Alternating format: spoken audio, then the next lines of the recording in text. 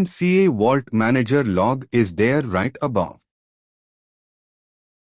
So in case if you run any CA Vault commands, few commands are there for related to CA Vault. So if you run those commands, then we need to check these log files.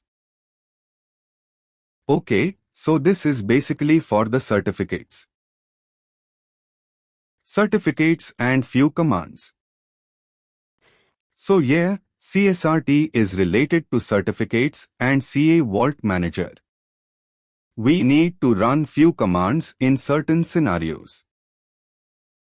In that case, we can check this log file. Then I'll go back. So if you want to check your Vault version, just right-click on the DBMIN application file.